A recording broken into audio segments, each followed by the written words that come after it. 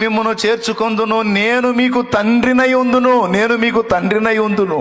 మీరు నాకు కుమారులను కుమార్తెలునై ఉందురని. కుమార్తెలు అనే మాట ఇక్కడ మెన్షన్ చేశాడండి. నేను మీకు తండ్రినై ఉందును, మీరు నాకు కుమారులను కుమార్తెలనై ఉందురని సర్వశక్తి గల ప్రభువు చెప్పుచున్నాడు. దేవునికి స్తోత్రం కలుగును గాక. కాబట్టి ఏమంటున్నాడు? మీరు ప్రత్యేకంగా ఉండాలి, మీరు ప్రత్యేకించబడాలి. మీరు మూర్ఖులవి తరము వారితో కలిసి ఉండకూడదు. వారి నుంచి మీరు వేరై జీవించాలి. ప్రత్యేకింపబడిన జీవితం, వేరుపరచబడిన అనుభవం ఆ బండరాళ్లకు దొరికింది, ఈనాడు మనకు దొరికింది. ఎందుకు వేరవమన్నాడు?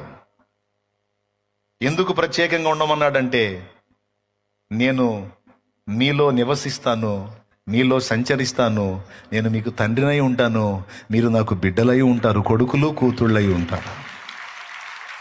నేను మిమ్మల్ని ఏర్పరచుకున్నాను, మీరు నా సొత్తు.